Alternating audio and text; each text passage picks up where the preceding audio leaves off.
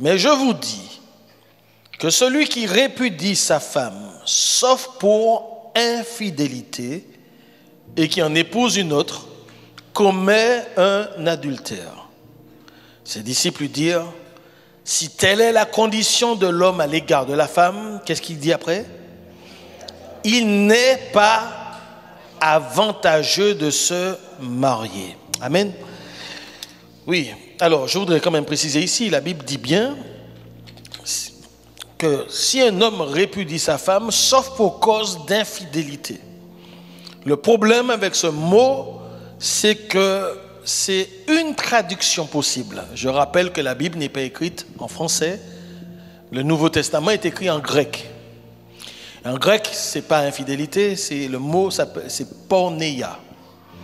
Et porneia, tous les gens qui font ce qu'on appelle de la philologie, de l'étude des textes anciens, qui sortent des dictionnaires, derrière porneia, il y a plusieurs significations possibles. Il y a infidélité, mais il y a tous les travers sexuels possibles.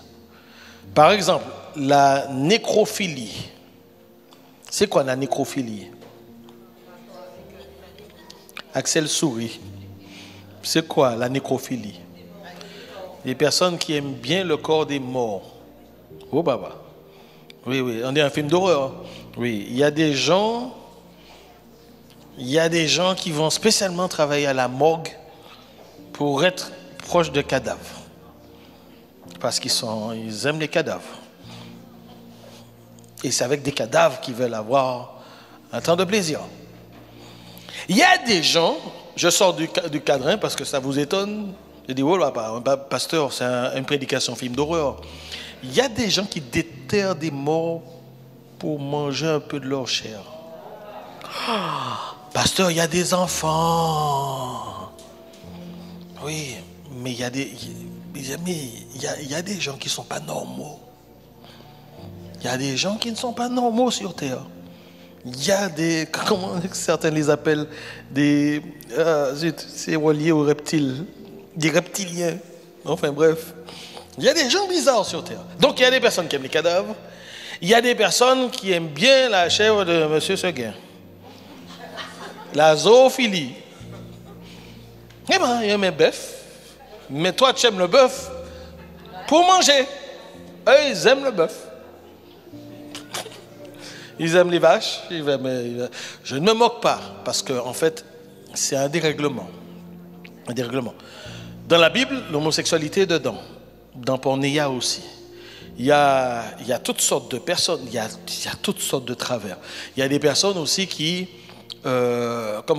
qui sur le plan sexuel sont des gens qui font des abus. Je ne vais pas choquer des plus jeunes, mais qui sont un peu brutaux et qui font les choses de façon forcée, qui ne cherchent pas le consentement de l'autre. Ça rentre dans pornéia. D'accord? Donc pornéia, c'est très compliqué. Infidélité est dedans. Mais quand on traduit du grec à l'hébreu, il faut bien choisir un des termes. Donc les Bibles choisissent en général l'infidélité, d'autres Bibles vont mettre autre chose que le mot. Mais elles n'ont pas tort, elles vont toutes mettre un des mots, une des traductions possibles de pornéia. Bien, donc la Bible dit que si un homme répudie sa femme alors qu'il n'y a pas de problème sur le plan sexuel, je dis homosexualité, il y a des personnes qui ont quitté leur conjoint par amour pour quelqu'un du même sexe. Ça existe aujourd'hui. Ça se fait de plus en plus. Est-ce qu'il faut condamner? Non. Comment dirais-je? Dieu aime celui qui pêche. Il n'aime pas le péché. Mais Dieu aime celui qui pêche. D'accord? Donc, c'est pas parce que nous n'avons pas connu ce travers qu'il faut que nous soyons supérieurs. C'est pas vrai. Il faut que nous fassions attention à ça. Et j'ai entendu récemment un témoignage d'un homme qui est sur la France, et qui a été un des plus grands dealers de cocaïne. Plus grand dealer de cocaïne. Et il explique qu'à force de consommer de la cocaïne, il y a un moment donné où des tendances homosexuelles naissent dans le cœur des gens. Et que lui, il a arrêté quand il a senti il commençait à avoir des sentiments pour des hommes. C'est comme ça qu'il a arrêté. Parce qu'il est contre ça à fond.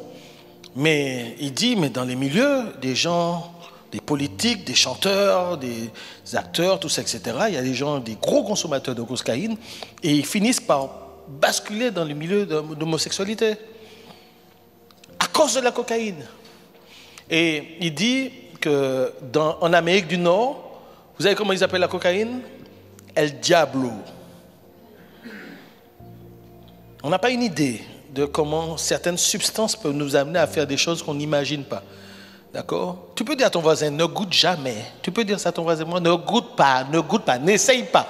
Ne laisse pas tes copains, les jeunes là. Ne laissez pas des gens vous essayer de vous toucher. Ne touche pas. Ne touche pas. Ne dis pas, je vais résister. C'est pas vrai. D'accord? Ne goûte pas du tout. Bien. Alors, donc Jésus est en train de dire qu'à moins qu'il y ait ce dérèglement sur le plan sexuel, vous ne pouvez pas divorcer, répudier votre femme. Si vous le faites, vous êtes adultère. Et les disciples entendent ça. Ils disent donc si je me marie, tant que ma femme n'est pas entrée dans tous ces travers, je ne pourrais pas divorcer. Mais il ne nous est pas avantageux de nous marier. Ça ne m'intéresse pas. Pourquoi? Parce qu'il veut pouvoir se marier et divorcer quand il veut. Il y avait deux écoles rabbiniques à l'époque, Shammai et Hillel. Et les deux écoles enseignaient. Il y avait des nuances quand même, mais en gros, tu pouvais changer de femme comme tu veux. C'est pas compliqué. Tu es marié depuis 5 ans, 6 ans. Déjà, vous savez que des hommes âgés épousaient des filles de 14 ans, 13 ans. Ça se fait toujours en Amérique du Nord, ça se fait en Afrique. Apparemment, en Afghanistan, actuellement, il y a des drames sur ce plan-là. Bien, en fait, et on sait que Joseph lui-même, Joseph et Marie, Joseph était beaucoup plus âgé que Marie. Quand Jésus a 30 ans, Joseph est déjà décédé. D'accord? Il est déjà décédé, on ne parle plus de lui. Et Marie va vivre longtemps encore après. C'est comme ça dans ce genre de société. Et qu'est-ce qui se passe ici? Voilà, donc, que faisaient ces types-là? Ils se mariaient une première fois, et puis la fille maintenant à 35 ans, elle est vieille. Mais oui, il a pris à 14 ans, 15 ans. Ça fait déjà 20 ans. Elle est vieille. Mais lui, il a déjà 80 ans, enfin bref. Et puis il a vu passer une petite choupette qui l'intéresse. Ah non, ton repas là, non, c'est trop salé. Ah non, c'est trop salé. Ah non, tu veux m'empoisonner. Ah non, je divorce. Il fait une lettre de divorce et il renvoie la fille. Il ne va jamais te dire qu'il a déjà vu une petite poulette. Hein? Et il renvoyait des gens comme ça. Et les hommes dans le Proche-Orient ancien, divorçaient comme ils voulaient. Je fais une parenthèse que je n'ai pas fait ce matin. Oh, Seigneur. Dans la Rome antique, vous savez que nous disons que nous sommes dans la République française. Mais qui a créé la République? C'est Rome. C'est Rome. La Rome antique, il y avait des relations entre les hommes et les femmes. Et avant, la femme était considérée comme un bien meuble pour les hommes. Heureusement que c'était avant. Ça, c'était avant. Ok. Mais les femmes s'enorgueillissaient de pouvoir avoir des enfants. C'est une époque où elles s'occupaient de tout ce qui était domestique, c'est vrai. Et c'était une époque de gloire pour la Rome, la Rome antique.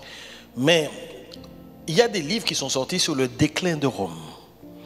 Pourquoi l'Empire romain, qui était si puissant, a dégringolé d'un coup?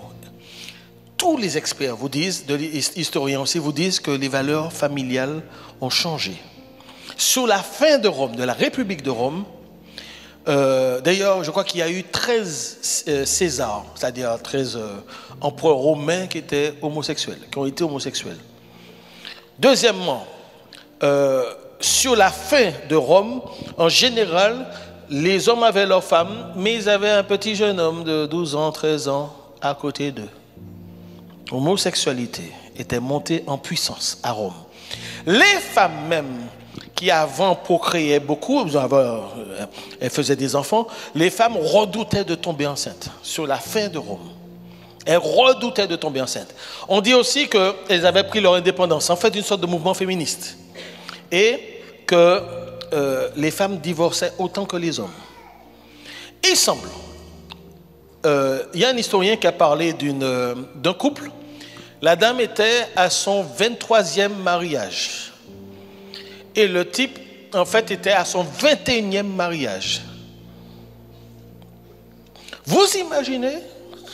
En fait, on divorce, il n'y a pas d'adultère. Puisque dès que tu es plus content, hop, divorce, on se remarie. Et les gens divorçaient et se remariaient, divorçaient. Et en fait, pourquoi je vous en parle? Parce qu'en réalité, c'est ce qui est en train de se passer actuellement en Occident, particulièrement l'Europe. L'Europe est en train de dégringoler. Les mariages, le nombre de mariés, le nombre de personnes qui se marient décroît année après année. Des femmes ne veulent plus être soumises à leur mari. Voilà. Un homme, 2 hommes, 3 hommes. Dès qu'une se lève, vous venez tout de suite auprès de moi. On va parler de soumission dans quelques instants. Mais ce sera dans le bon sens pour les femmes. Et donc, elles ne voulaient plus. On est dans une période où certaines femmes ont dit, moi je ne veux pas avoir d'enfants. Certains disent, on ne veut même pas se marier. On s'installe en concubinage. Comme ça, on casse, on reprend, etc. En fait, l'Europe est en train de dégringoler. On a tout exactement les mêmes mouvements sociaux qu'on a eu dans la Rome républicaine. C'est exactement ce qui est en train de se reproduire actuellement. Mais ça signifie une chose, c'est que l'Occident est en train de dégringoler. À côté de ça, vous avez la Chine qui arrive, la Russie qui arrive, le Brésil qui arrive, l'Inde qui arrive, avec des valeurs familiales plus fortes. Il ne faudra pas être étonné qu'il y ait un renversement avant que Jésus revienne. Parce que quand des familles sont fortes, la nation est forte. Quand les familles sont fortes, les églises sont fortes. Je n'ai pas dit qu'il faut dominer la famille et l'écraser, c'est pas ça. Mais quand les familles sont soudées, la nation est soudée. Quand on vote des lois qui brisent les familles, il ne faut pas s'étonner que sur le plan de la nation, tout dégringole. Et on est en train d'arriver à une vitesse grand V, à un écroulement de tout. Et si vous vous intéressez à ça, mais sur le plan monétaire, sur le plan économique, il y a un député italien qui a dit que le jour où la jeunesse africaine se lève pour empêcher le pillage de ses ressources, la France dégringole à un niveau sur le... Vous savez, on dit qu'on est la 7e économique et le 7e pays sur le plan économique. Hein? Voilà. Mais ça va dégringoler à un niveau que vous ne pouvez pas imaginer. Sans l'Afrique, là, c'est fini. Il n'y a plus rien. Il n'y a plus rien. Et ça va être grave. Enfin, bref. Je ferme cette parenthèse. Mais les apôtres disent, les disciples de Jésus disent, mais il ne nous est pas avantageux. Moi, ça ne m'intéresse pas de me marier s'il faut que je reste coincé avec elle. Alors, si elle ne va pas dans des travers, si elle ne fait pas de bêtises, je ne pourrais pas me divorcer. Et Jésus dit, voilà. Qu'est-ce que ça révèle? Ça révèle quelque chose, un problème qu'il y a dans ton cœur et dans le mien. Ça révèle une chose, c'est que dans notre cœur, nous n'avons pas compris ce que c'est que l'amour.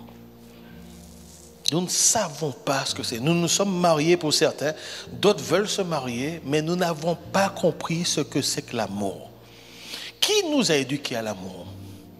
Nous aimons déjà avant de donner nos vies au Seigneur, c'est vrai? Tu es déjà tombé amoureux? Ne me regarde pas avec des gros yeux. Tu es déjà tombée amoureuse? Dans ta vie, une fois, au moins une fois, tu es déjà tombé? Combien de personnes sont déjà tombées amoureuses dans leur vie? C'est pour savoir si je suis seul. Vous avez jamais... Qu'est-ce que tu as dit? Depuis 4.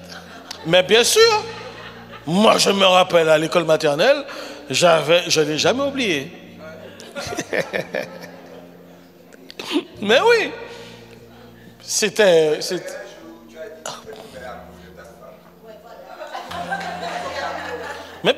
Mais bien sûr, je n'allais pas me marier sans être amoureux. Mais on est tous déjà tombés amoureux, moi. À l'école aussi. Hein? Il faut que je sois attention. Mais non, mais... Oui, mais... Ah, mais ma femme est suffisamment sage pour comprendre que quand on est des petits enfants, on est tous tombés amoureux. Des fois, on tombe amoureux de nos professeurs. C'est pas vrai? Mesdames, vous n'avez pas eu un prof d'anglais qui était bien joli, machin? La femme est romane, hein? Non. Là, j'avais un prof d'espagnol. Autant elle était jolie, autant elle était méchante. Ah, c'est comme ça, donner des coups de fouet. Ah! T'es content parce que... C'est masochisme là, parce qu'elle nous écrasait. Mais elle était tellement jolie, c'est incroyable. On tombe amoureux de tout, on tombe amoureux. Il y a Amour, gloire et beauté, Les Feux de l'amour, Santa Barbara. Ce matin, ils m'ont aidé, hein, c'est pour ça que j'ai tout ça en tête. Dallas, qu'est-ce qu'il y a encore comme série Texas, Côte Ouest, Dynastie. Qu'est-ce qu'il y a eu encore comme série El Diablo. Qui regarde ça? Qui regarde ça? Repenti-toi. Repenti-toi. Même. Non, en fait, je ne peux pas regarder ça. C'est pas possible. Ah non, El Diablo. Enfin bref. Je ne veux même pas savoir ce qu'il y a dedans. Oui. On a plein de séries et de films qui nous enseignaient ce que c'est, que l'amour. D'accord? Il reste là et il est là, il dit... La fille s'appelle Kim. Hein? Alors, Kim, comment tu vas?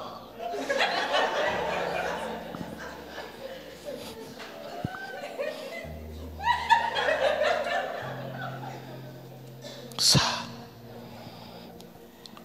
va bien. Je comprends pas les gens qui font le montage de ces films-là. J'ai l'impression qu'ils ralentissent. J'ai jamais vu des gens parler comme ça. Il y a qu'un ralenti dialogue là. Donc, c'est pas possible de parler comme ça. Écoutez bien ces gens, n'entendez pas. Et puis la scène dure. J'ai l'impression qu'ils sont sur la lune. Tu sais, les mouvements sont ralentis. Tout est en apesanteur. Oui, mais puis quand on voit des personnages comme ça qui s'aiment, on dit « Ah, c'est beau l'amour. Ah, c'est beau l'amour. » Allez, surtout les sœurs. Hein? Parce que ces trucs-là ne sont pas faits pour des cerveaux des garçons. Ah non. C'est fait spécialement pour votre cerveau. D'accord? On passe d'une scène à l'autre. Toi, tu n'es pas perdu. Moi, je suis perdu. Je reviens 2 semaines après. Je ne comprends plus rien. Tu as changé, puis tu as changé, puis tu as changé. Je ne comprends rien. Mais toi, tu arrives 2 semaines après. Tu as déjà tout compris. Votre cerveau est fait. Ces séries-là sont faites pour votre cerveau. Mais toutes les sœurs, vous avez envie d'un prince charmant. Oui, mais au fond de soi, quand on était petite, vous ne jouez pas à la guerre comme nous. Vous jouez à papa et maman. Le prince et la princesse. Voilà. Et puis il va venir me chercher dans le château. Ou bien, je vais le trouver dans le château, je vais l'embrasser, ce crapaud, et il va se transformer en beau prince charmant. Mais on vous a bercé avec ça. Et on se forge une idée de l'amour avant notre conversion.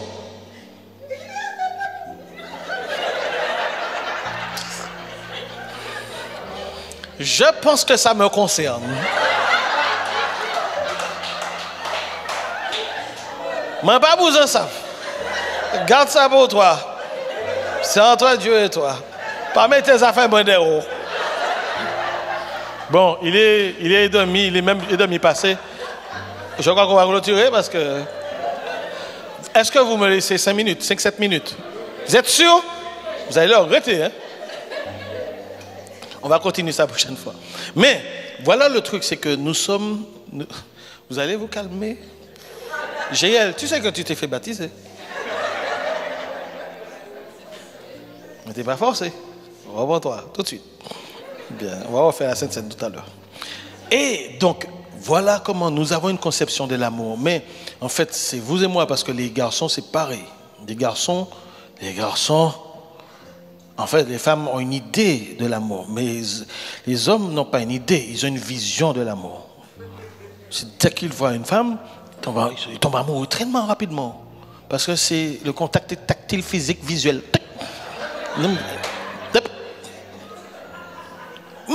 mais tu vois la personne marcher, tu es déjà amoureux. Tout ton corps te dit l'amour. Tout ton corps.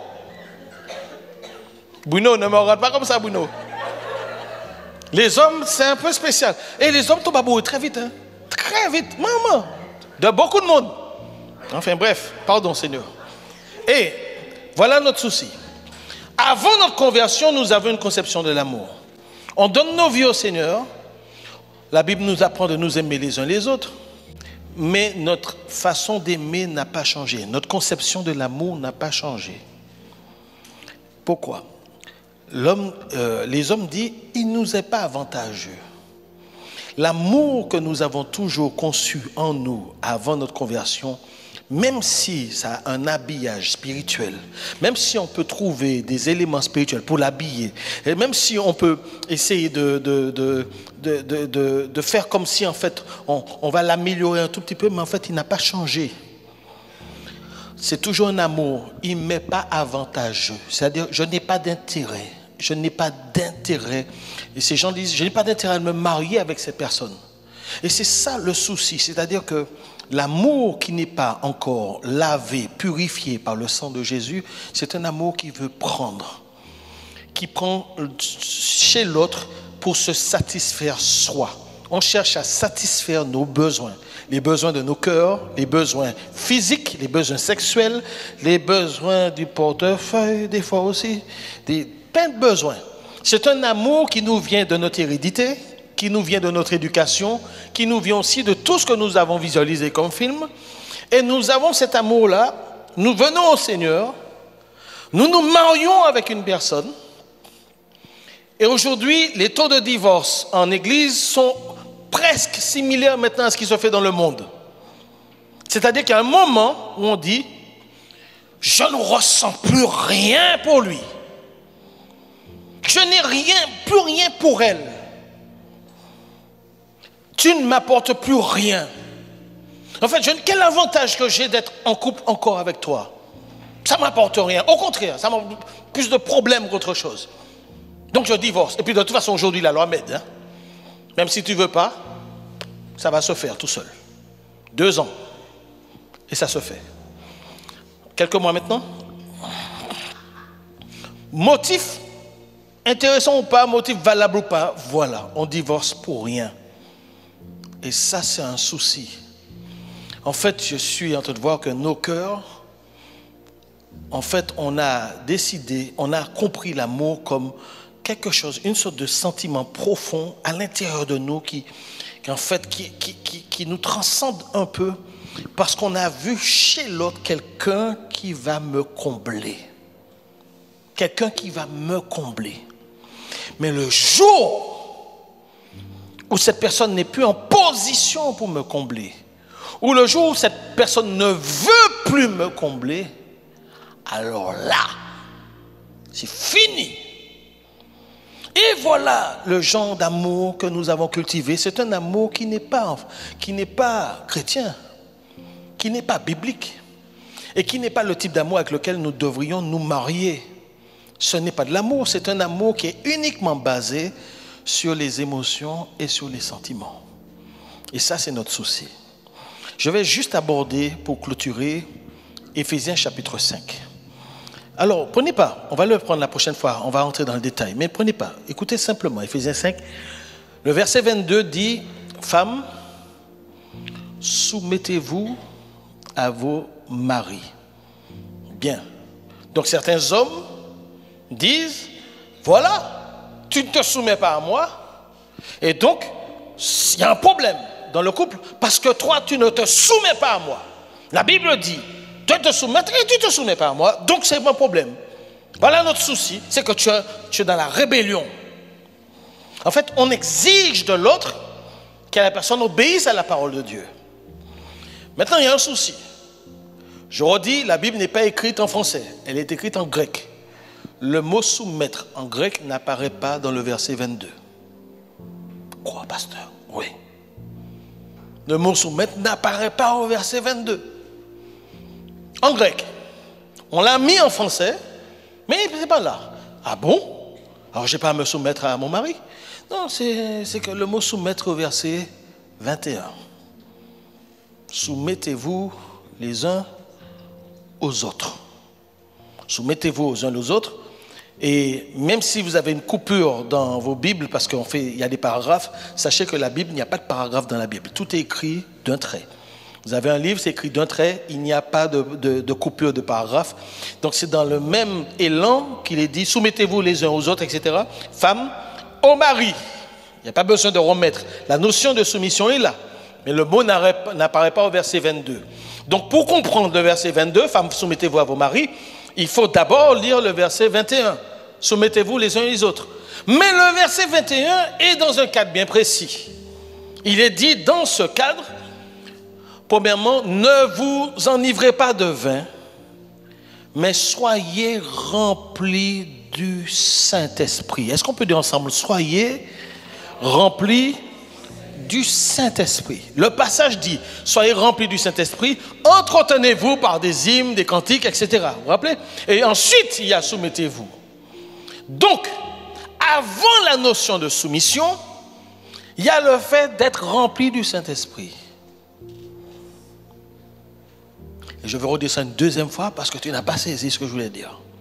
Avant de se soumettre les uns aux autres, avant qu'une femme se soumette à son mari, avant qu'un mari puisse aimer sa femme comme Christ a aimé l'Église, le passage commence en disant, ne vous enivrez pas de vin, mais soyez remplis du Saint-Esprit.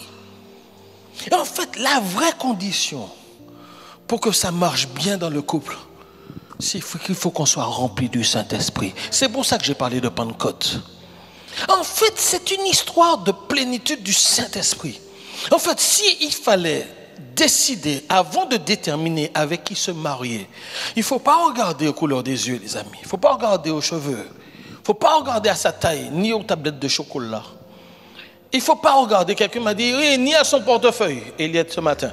Il dit, oui, mais il faut pas son portefeuille et aussi à son compte bancaire. Il ne faut pas regarder au compte bancaire, il ne faut pas regarder à tout ça. Qu'est-ce qu'il faut regarder pour savoir quelle personne avec qui se marier? Est-ce que j'ai une personne qui est remplie du Saint-Esprit? Est-ce que j'ai une personne qui est en communion avec Dieu? Est-ce que j'ai une personne qui reçoit directement de Dieu le déversement de son amour? La Bible dit que l'amour de Dieu est répandu dans nos cœurs par le Saint-Esprit. Quand une personne est remplie du Saint-Esprit,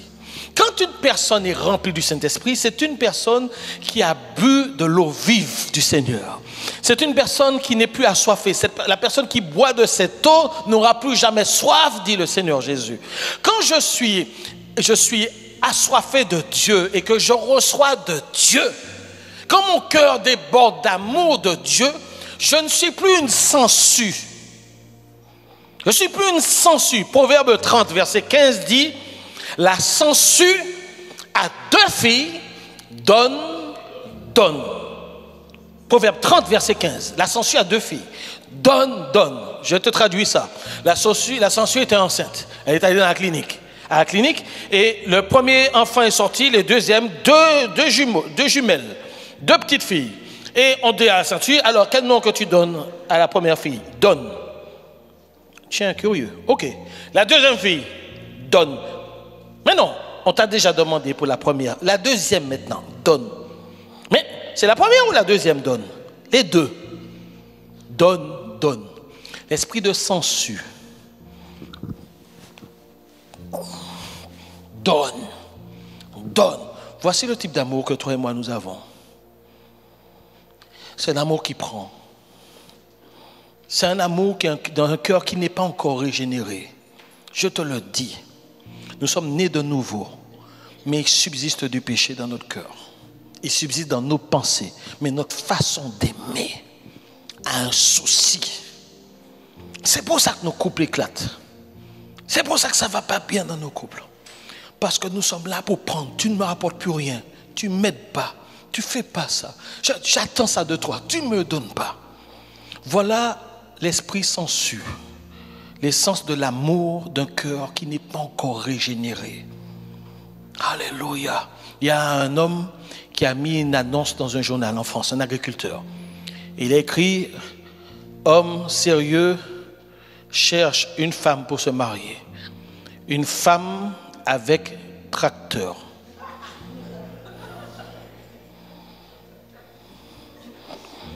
C'est pas fini. Il a ajouté, envoyez la photo du tracteur. Il n'y a pas besoin de celle de la femme. C'est le tracteur qui l'intéresse.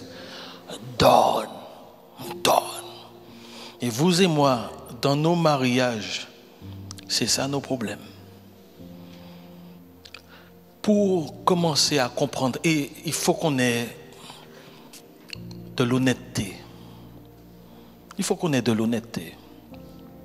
Qu'est-ce que Dieu attend de nous? Ah, ben oui, c'est dimanche prochain que je continue. J'ai été bloqué. Pardon. On se lève. Alléluia.